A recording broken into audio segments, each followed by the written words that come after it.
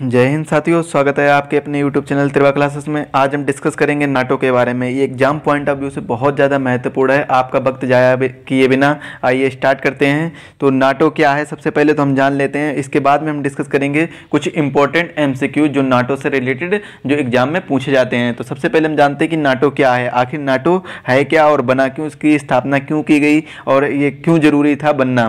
तो देखिए क्या हुआ था कि द्वितीय महायुद्ध के पश्चात जब सेकेंड वर्ल्ड वॉर चल रहा था तब अमेरिका और सोवियत संघ के मध्य प्रारंभ होने वाले शीत युद्ध जो कोल्ड वार स्टार्ट हो गया था, उसके कारण क्या हुआ कि 4 अप्रैल 1949 में नाटो संगठन वजूद में आया था। कब आया था? 4 अप्रैल 1949। ये बहुत ही डेट इंपॉर्टेंट है, आप याद कर लीजिए। 4 अप्रैल 1949, 4 अप्रैल 1949 इस डेट को क्या हुआ, नाटो वजूद में आया, मतलब नाटो की स्थापना हुई थी 4 अप्रैल 1949 को। अमेरिका और उसके मित्र राष्ट्रों के द्वारा नाटो के रूप में एक सैन्य संधि की गई, जिसके तहत यदि सोवियत संघ और उसके मित्र राष्ट्रों के द्वारा किसी भी पूंजीवादी लोकतांत्रिक देश के विरुद्ध आक्रामक नीति अपनाई जाती है तो नाटो के सभी देश मिलकर उसका मुकाबला करेंगे। देखिए यहाँ पर क्या हुआ था कि अमेरिका और उसके जितने भी मित्र राष्ट्र थे उनके द्वारा नाटो के रूप में, एक नाटो क्या है, संधि है, नॉर्थ अटलांटिक ट्रीटी ऑर्गेनाइजेशन, उत्तरी अटलांटिक संधि संगठन, ये है इसका फुल फॉर्म। तो नाटो क्या है कि इसमें संधि की गई थी, एक सैन्य संधि की गई थी कि इसके तहत यदि सोवियत संघ और उसके मित्र राष्ट्रों के द्वारा किसी भी पूंजीवादी कोई भी दूसरा देश है अगर उन पर हमला करेगा, मतलब अगर कोई दूसरा देश सोवियत संघ मतलब नाटो के जितने भी सदस्य उन पर हमला करेगा तो वो केवल एक देश मतलब सभी पर हमला माना जाएगा। तो सभी लोग एक साथ मिलकर उसका विरोध करेंगे, उसका मुकाबला करेंगे, उस देश का मुकाबला करेंगे। तो ये था नाटो का मतलब एक तरीके से कह सकते हैं कि नाटो इस वजह से ये संधि की गई थी नाटो की। अब बात करते हैं, देखते हैं आगे बढ़ते हैं क्या होता है। नाटो के सामूहिक रक्षा के सिद्धांत पर काम करता है। नाटो किस पर करता है? सामूहिक रक्षा सिद्धांत पर कार्य करता है। रक्षा सिद्धांत, क्योंकि ये सभी देशों की रक्षा चाहता है, जितने भी इसकी मेंबर कंट्री हैं, 30 मेंबर कंट्री हैं, तो ये सभी क्या है, रक्षा चाहता है और इसी के सिद्धांत पर यह काम करता है, जिसका तात्पर्य क्या है कि एक या अधिक सदस्यों पर आक्रमण सभी सदस्य देशों पर आक्रमण माना जाएगा। इससे पहले जो मैंने बताया कि अगर एक या अधिक सदस्यों पर आक्रमण होगा, इन 30 में से किसी एक पर आक्रमण हो या फिर 2 पर हो या फिर इनसे अधिक पर हो, जैसे 4 पर हो या 5 पर हो, किसी पर भी हो, तो क्या होगा कि सभी देशों पर आक्रमण, सभी जितने भी सदस्य देश हैं मतलब टोटल 30 कंट्री देश हैं, इन सभी पर आक्रमण माना जाएगा। तो इसी वजह से क्या हुआ है कि आपको पता चल रहा है कि रूस और यूक्रेन का विवाद चल रहा है, कन्फ्लिक्ट चल रहा है, आज लगातार 10 दिन हो चुके हैं इस विवाद को। तो इसी के तहत क्या हुआ है कि यूक्रेन चाहता था कि नाटो में उसको जगह मिले, लेकिन नाटो में उसको जगह नहीं मिली और रसिया चाहता था कि यूक्रेन को नाटो में जगह ना मिले। इसी वजह से क्या हुआ कि विवाद छिड़ रहा है, विवाद बढ़ रहा है, कंटिन्यू आगे चल रहा है। इसके बाद में क्या है, ज्ञात किया गया कि यह नाटो के अनुच्छेद 5 में निहित है। कौन से? अनुच्छेद 5 में निहित है कि अगर एक कंट्री या फिर 2 कंट्री या इनसे अधिक कंट्री पर कोई अदर कंट्री इस पर हमला करेगी, अटैक करेगी, आक्रमण करेगी, तो सभी देश मतलब जितनी भी सदस्य देश हैं, 30 देश हैं, इन पर आक्रमण माना जाएगा। अगर मान लो जैसे कि अगर भारत क्या है, भारत इस पर मतलब ये है, भारत नाटो का सदस्य देश नहीं है, जो नाटो है इसका सदस्य देश नहीं है। कौन नहीं है? भारत इसका सदस्य देश नहीं है। भारत, अगर भारत किसी पर हमला, जैसे अमेरिका पर अगर हमला करेगी, तो जितने भी अमेरिका पर अगर मान लो हमला भारत करती है तो ये हमला, भारत का जो हमला है अमेरिका पर नहीं, बिल्कुल नाटो के जितने भी सदस्य देश हैं मतलब नाटो के जो भी 30 सदस्य देश हैं उन पर ये हमला माना जाएगा। जितने भी 30 सदस्य देश हैं उन पर ये हमला माना जाएगा। तो बस यही नाटो का है। और ये किस अनुच्छेद में वर्णित है? ये अनुच्छेद 5 में इनका वर्णन किया गया है। नाटो के जो अनुच्छेद 5 में ये निहित किया गया है। इस अनुच्छेद को पहली बार संयुक्त राज्य अमेरिका पर हुई आतंकवादी हमले 11 सितंबर 2001 के बाद लागू किया गया था। देखिए ये इंपॉर्टेंट पूछ लिया जाता है कि अनुच्छेद 5 को 11 सितंबर 2001 के बाद लागू किया गया था, जब संयुक्त राज्य अमेरिका पर आतंकवादी हमले हुए थे तब उसके बाद लागू किया गया था। आतंकवादी हमले हुए कब थे? 11 सितंबर 2001 को आतंकवादी हमले हुए थे। नाटो में कोई भी निर्णय सभी 30 सदस्यों के सामूहिक इच्छा के आधार पर लिया जाता है। देखिए, नाटो का कोई भी निर्णय होता है, अगर नाटो कोई भी निर्णय लेगा, अगर कोई भी निर्णय नाटो ले रहा है तो नाटो के जितने भी सदस्य देश हैं 30, इन सभी की सामूहिक इच्छा, मतलब क्या है, सभी की इच्छा जाहिर करी जाती है, मतलब सभी की सुननी पड़ती है। सभी अगर हाँ करेंगे तभी वो उसी सामूहिक इच्छा के आधार पर कोई भी निर्णय लिया जाएगा, जब सभी हाँ करेंगे। नाटो में कोई भी निर्णय सभी 30 सदस्यों की सामूहिक इच्छा के आधार पर लिया जाती है, सभी बता चुके हैं पहले से। अब नाटो के सदस्य देशों का कुल सैन्य खर्च विश्व के सैन्य खर्च का 70% से अधिक है। अब देखिए, नाटो के जितने भी सैन्य खर्चे, मतलब आर्म फोर्स का जो भी खर्चा आता है, जो भी स्पेंड आती है या फिर जो भी कॉस्ट आती है, वो क्या है कि जितने विश्व के सैन्य खर्च का 70% से अधिक है। पूरे वर्ल्ड की बात करें तो वर्ल्ड में जितना भी सैन्य खर्च आता है उससे 70% से ज्यादा तो किसका आता है, नाटो का सैन्य खर्च आता है। केवल नाटो अकेले जो 30 देशों का है, इनके सैनिकों का खर्च आ जाता है 70% से ज्यादा पूरे विश्व के सैन्य खर्च में। अब देखिए, इसके उद्देश्य के बारे में जान लेते हैं, आखिर नाटो का उद्देश्य क्या है। ये हम आपको बता दें कि ये अभी थोड़ा सा क्या डिस्कशन कर रहे हैं नाटो के बारे में, बहुत ही अच्छा वीडियो जाने वाला है। अगर वीडियो पसंद आ रहा है तो वीडियो को लाइक करें, चैनल को सब्सक्राइब नहीं किया तो चैनल को सब्सक्राइब कर लें और बेल आइकन को दबा दें, जिससे वीडियो की लेटेस्ट अपडेट आपको मिल जाएगी। और ये वीडियो बहुत ही अच्छा जाने वाला है, क्योंकि इसमें लास्ट में हम एमसीक्यूज भी करेंगे। कुल 10+ एमसीक्यूज हैं, तो ये आपके लिए बहुत ही ज़्यादा महत्वपूर्ण क्वेश्चन हैं, तो इनको आप जरूर पढ़िएगा। तो इससे क्या होगा कि एग्जाम पॉइंट ऑफ व्यू से जो भी आपके रिलेटिव क्वेश्चन बनते हैं वो सभी इसमें डिस्कस कर लिए गए हैं। अब जो ये हम डिस्क्रिप्शन दे रहे हैं तो ये भी बहुत ज़रूरी है, तो ये भी इससे भी क्वेश्चन बन जाते हैं कभी कभी। तो हम बात करते हैं नाटो के उद्देश्य के बारे में। तो नाटो का उद्देश्य क्या है कि नाटो की स्थापना के समय प्रमुख उद्देश्य पश्चिम यूरोप में सोवियत संघीय साम्यवादी विचारधारा को रोकना था। जो उस समय पश्चिम यूरोप में सोवियत संघ की एक साम्यवादी विचारधारा चल रही थी, इसी विचारधारा को रोकना था कि सभी देशों को एकजुट करना था, एक संधि करनी थी। अगर किसी भी देश पर हमला होगा तो वो हमला सभी देशों पर 30 सदस्यों पर माना जाएगा। और इसके बाद में अगला पॉइंट देखिए क्या है, राजनीतिक और सैन्य तरीकों से अपने सदस्य राष्ट्रों की स्वतंत्रता और सुरक्षा की गारंटी प्रदान करता है। अब देखिए, नाटो का मुख्य उद्देश्य क्या है कि या तो राजनीतिक तरीकों से या सैन्य तरीकों से, मतलब दोनों, पॉलिटिकल पावर और आर्म पावर, दोनों पावर से, पॉलिटिकल पावर भी कह सकते हो आप, पॉलिटिकल पावर और आर्म पावर, दोनों तरीके से ये क्या कर सकता है कि दोनों तरीकों से जितने भी सदस्य राष्ट्र हैं, मतलब कितने, 30 सदस्य राष्ट्र हैं। चलिए हम इसको डिटेल में थोड़ा समझा देते हैं।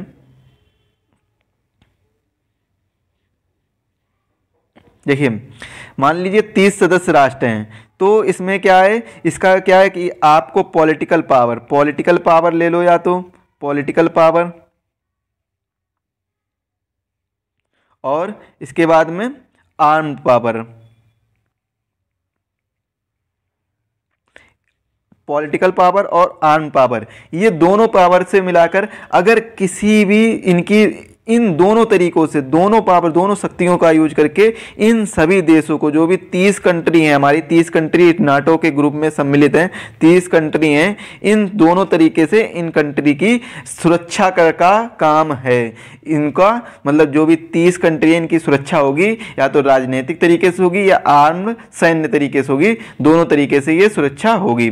तो ये इसका मुख्य काम है, ये इसका उद्देश्य है। अब आगे बात करते हैं, वर्तमान और भविष्य के खतरों से निपटने के लिए नवाचार एवं अनुकूल के साथ उपकरणों के निर्माण को प्रोत्साहित करना तथा सदस्य देशों के बीच एकजुटता और सामंजस्य की भावना पैदा करना नाटो का मुख्य उद्देश्य है। देखिए, ये बहुत ही इंपॉर्टेंट फैक्ट है, बहुत ज़्यादा इंपॉर्टेंट है, एग्जाम पॉइंट ऑफ व्यू से बहुत ज़्यादा इंपॉर्टेंट है। जो भी यूपीएससी या स्टेट पीएससी की तैयारी कर रहे हैं उनके लिए बहुत ज़्यादा महत्वपूर्ण है। ये जितना भी डिस्कशन कराया है बहुत ज़्यादा महत्वपूर्ण साबित हो सकता है आप लोगों के लिए, तो वीडियो को अंत तक जरूर देखें। इसके बाद में मैं क्वेश्चन आंसर कराऊंगा।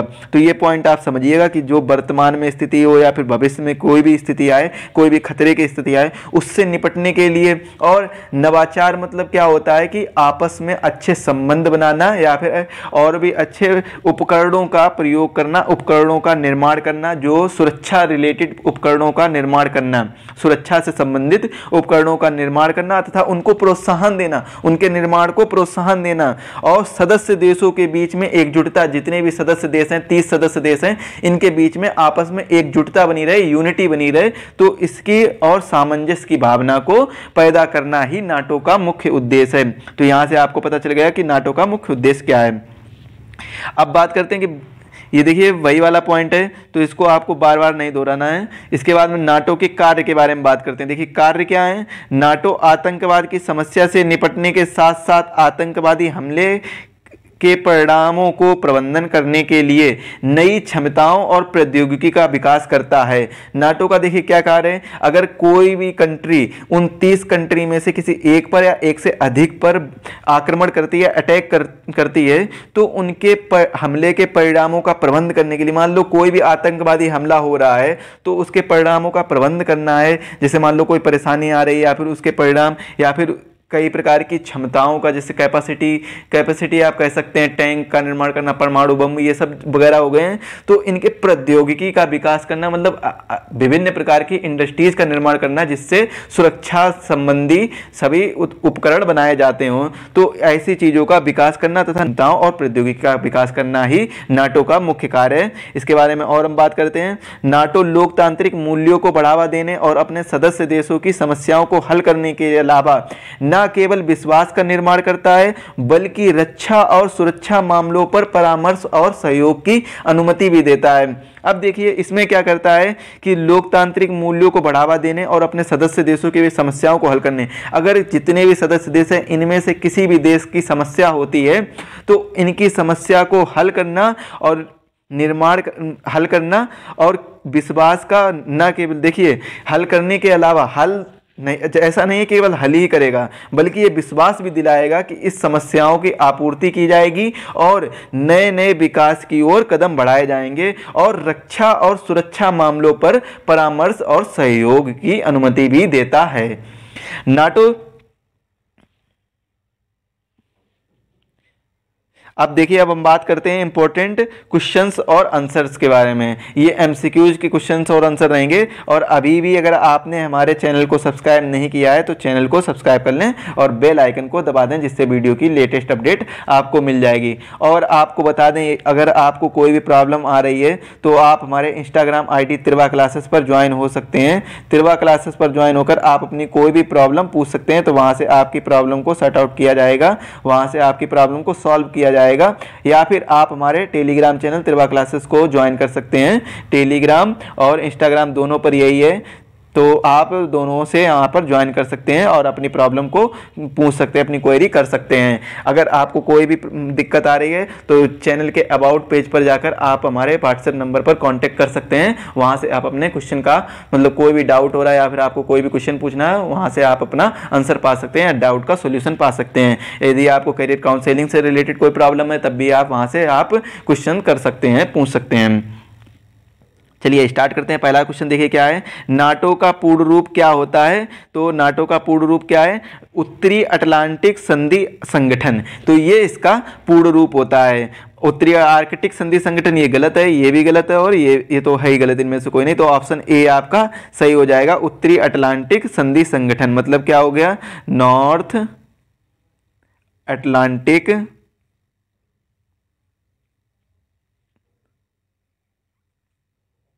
ट्रीटी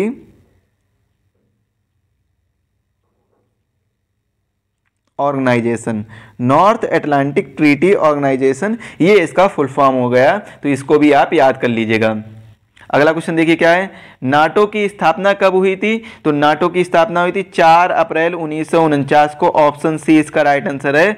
4 अप्रैल 1949 को नाटो की स्थापना हुई थी। और इसका हेडक्वार्टर कहाँ पर है, हेडक्वार्टर की बात करें, हेडक्वार्टर, तो इसका हेडक्वार्टर जो है ब्रुसेल्स। ब्रुसेल्स कहाँ पर पड़ता है, ब्रुसेल्स बेल्जियम के अंदर पड़ता है। तो यहाँ पर इसका हेडक्वार्टर है। अगला क्वेश्चन देखिए, नाटो का मुख्यालय, जो हेडक्वार्टर के पहले ही बता चुके हैं, तो इसका हेडक्वार्टर कहाँ पर है, ब्रुसेल्स बेल्जियम के अंदर इसका हेडक्वार्टर है। ऑप्शन ए इसका राइट आंसर हो जाएगा। अगला क्वेश्चन क्या है देखिए, नाटो के वर्तमान महासचिव, मतलब ये वीडियो 2022 में बन रहा है तो इस समय के पूछे जा रहे हैं। तो नाटो के वर्तमान महासचिव, ये वीडियो आप जब भी देख रहे हैं तो उस समय आप अपने करेंट करेंट अफेयर्स का मतलब ये टॉपिक है एक तरीके से, तो आप इसका करेंट अपना सही कर ले देख लीजिए कि उस समय कौन पर करेंट टाइम में कौन महासचिव है नाटो के। तो इसका राइट आंसर क्या हो जाएगा, ऑप्शन बी इसका राइट आंसर हो जाएगा, ऑप्शन बी इसका राइट आंसर हो जाएगा, जेम्स स्टोल्टेनबर्ग। और ये कहाँ के हैं, ये नॉर्वे के रहने वाले हैं, नॉर्वे के रहने वाले ये हैं, जेम्स स्टोल्टेनबर्ग नॉर्वे के रहने वाले हैं, ये नाटो के महासचिव हैं मतलब। अगला क्वेश्चन देखिए क्या है, नाटो की अधिकारिता भाषा कौन सी है। तो नाटो की अधिकारिता भाषा कौन सी है, इसका राइट आंसर क्या हो जाएगा, ऑप्शन ए क्या हो जाएगा, इंग्लिश और फ्रांसीसी। ऑप्शन ए इसका राइट आंसर हो जाएगा, इंग्लिश और फ्रांसीसी इसकी अधिकारिता भाषा है, मतलब ऑफिशियल लैंग्वेज है फ्रांसीसी और इंग्लिश। इसके बाद में अगला क्वेश्चन देखते हैं क्या है, नाटो के वर्तमान सदस्य देशों की संख्या कितनी है। तो इसका राइट आंसर क्या हो जाएगा, ऑप्शन डी इसका राइट आंसर हो जाएगा, इनमें से कोई नहीं, क्योंकि इनमें से कोई भी इसका राइट आंसर नहीं है। तो वर्तमान सदस्य देशों की संख्या कितनी है, 30 वर्तमान सदस्य देशों की संख्या है, ये आप याद कर लीजिए, बहुत ही इंपॉर्टेंट है, बहुत ज्यादा पूछा जाता है एग्जाम में। अगला क्वेश्चन देखिए, निम्न में से कौन सा नाटो का सदस्य नहीं है। तो इसका राइट आंसर क्या हो जाएगा, ऑप्शन सी इसका राइट आंसर हो जाएगा, इंडिया है वो नाटो का सदस्य देश नहीं है, बाकी अमेरिका, यूनाइटेड किंगडम और पोलैंड नाटो के सदस्य देश हैं। अगला क्वेश्चन देखिए क्या है, 6 फरवरी 2019 को कौन सा देश नाटो का 30वां सदस्य देश बना। तो 6 फरवरी 2019 को कौन सा देश नाटो का 30वां, देखिए ये 2019 से पहले कितने थे, 6 फरवरी 2019 से पहले कुल 29 सदस्य थे नाटो के, लेकिन 6 फरवरी 2019 को 30वां सदस्य बना मेसोडोनिया के रूप में। डी ऑप्शन इसका सही आंसर हो जाएगा। मेसोडोनिया क्या है कि 6 फरवरी 2019 को नाटो का एज ए 30 मेंबरशिप इसको मिली, 13th मेंबरशिप मिली, 30वीं सदस्यता मिल गई, तो ये 30वां सदस्य बन गया नाटो का। अगला क्वेश्चन देखिए क्या है, नाटो के संस्थापक सिद्धांतों में किस अनुच्छेद में सामूहिक सुरक्षा का वर्णन किया गया है। तो इसका राइट आंसर क्या हो जाएगा, ऑप्शन डी इसका राइट आंसर हो जाएगा। आर्टिकल कौन सा है, आर्टिकल 5 में इसका वर्णन किया गया, सामूहिक सुरक्षा का वर्णन किया गया है। सामूहिक सुरक्षा के बारे में आपको पहले ही बता चुके हैं कि सामूहिक सुरक्षा क्या होती है, कि जितने भी अगर मान लो 30 सदस्य हैं, 30 सदस्यों में जो इन देश सदस्य इनका सदस्य नाटो का सदस्य नहीं है, मतलब 30 में से कोई कंट्री नहीं है, तो उनमें क्या है कि उन पर इन 30 सदस्यों में से एक पर या दो पर या इनसे अधिक या फिर मोर देन कर सकते हैं कि इनसे अधिक पर किसी पर भी हमला करेगा कोई ऐसा देश, या फिर आतंकवादी हमला होगा या फिर कोई अन्य कंट्री हमला करेगी, तो वो किस पे माने जाएगा, इन सभी पर हमला माना जाएगा। तो ये एकजुट होकर सभी सामूहिक सुरक्षा प्रदान करेंगे उस कंट्री की, मतलब ये पूरे देश इन 30 देशों पर हमला माना जाएगा, तो ये 30 देश मिलकर एक साथ इस वाले कंट्री पर वापस से जवाब देंगे इसका। अगला क्वेश्चन देखिए क्या है, नाटो गठबंधन में सबसे बड़ा सैन्य योगदानकर्ता देश कौन सा है। तो इसका राइट आंसर क्या हो जाएगा, ऑप्शन डी इसका राइट आंसर हो जाएगा, अमेरिका इसका राइट आंसर बन जाएगा। अमेरिका है जो सबसे ज्यादा सैन्य योगदान देने वाला देश है। अगला क्वेश्चन देखिए क्या है, नाटो के किस सदस्य देश के पास कोई भी सेना नहीं है। तो नाटो का ऐसा कौन सा सदस्य देश है जिसके पास कोई भी सेना नहीं है। तो ऑप्शन डी इसका राइट आंसर है, आइसलैंड के पास भी कोई भी सेना नहीं है। आइसलैंड एक ऐसा सदस्य देश है जिसके पास कोई भी सेना नहीं है। तो ये भी बहुत अच्छा क्वेश्चन है। अगला क्वेश्चन है, नाटो को अन्य किस नाम से जाना जाता है। तो नाटो को अन्य रक्षा संधि के नाम से जाना जाता है, रक्षा संधि,